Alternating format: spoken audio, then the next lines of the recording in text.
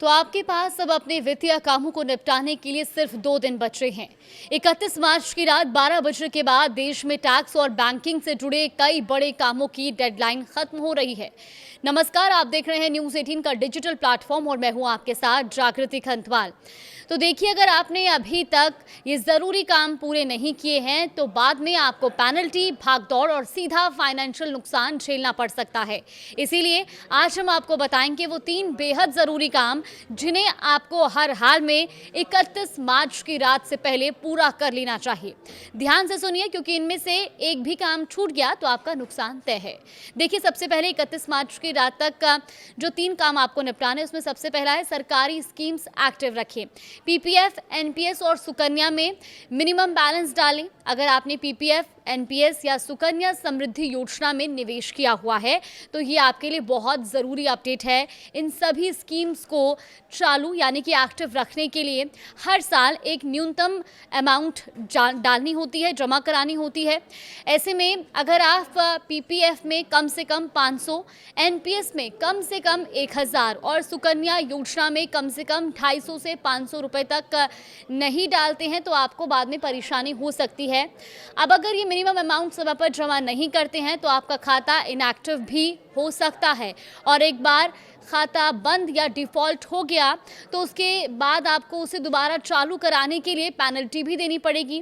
Bank या post office के चक्कर भी लगाने पड़ेंगे और आपके निवेश पर मिलने वाले फ़ायदे भी प्रभावित हो सकते हैं। यानी एक छोटा सा काम टालने की वजह से बड़ी परेशानी बाद में हो सकती है। इसीलिए अभी समय है, अपना अकाउंट चेक करें और ज़रूरत हो तो तुरंत मिनिमम अमाउंट जमा करा दें। दूसरा ज़रूरी काम, टैक्स बचाने का ये आखिरी मौका है। एटीसी और एटीडी का पूरा फ़ायदा उठाएं। अगर आप पुरानी टैक्स रिजीम चुनते हैं तो आपके पास टैक्स बचाने का ये आखिरी मौका है। सेक्शन 86 के तहत आप 1.5 लाख तक की टैक्स छूट पा सकते हैं और इसके लिए आप इन ऑप्शंस में भी निवेश कर सकते हैं। कौन कौन से वो ऑप्शंस हैं, ज़रा ध्यान से सुनिए। PPF, life insurance, ELSS, mutual fund, tax saving FD और इसके अलावा सेक्शन 80D के तहत हेल्थ इंश्योरेंस पर भी आपको छूट मिलती है। खुद और परिवार के लिए 25,000 तक, सीनियर सिटीजन के लिए 50,000 तक और कुछ मामलों में ये छूट 1 लाख तक भी पहुंच सकती है।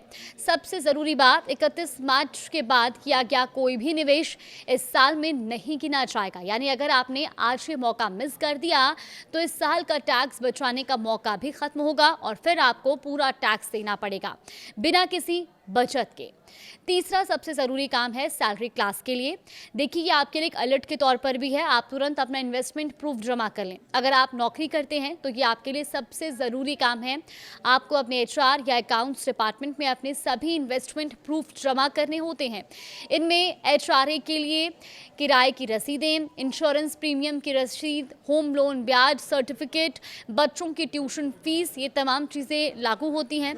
और अगर आपने ये डॉक्यूमेंट समय पर जमा नहीं किए तो आपकी कंपनी आपकी सैलरी से ज़्यादा टीडीएस काट लेगी, यानी आपका पैसा बिना वजह अटक जाएगा।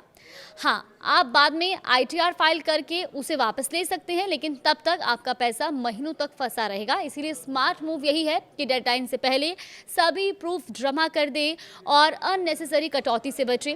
आखिर में एक ज़रूरी बात आप ज़रूर ध्यान रखें, 31 मार्च सिर्फ एक तारीख नहीं है, ये आपके पूरे साल की फाइनेंशियल प्लानिंग का भी एक आखिरी दिन होता है, एक फाइनल दिन होता है और ऐसे में थोड़ी सी लापरवाही आपको पेनल्टी, ज़्यादा टैक्स और बेवजह की टेंशन दे सकती है।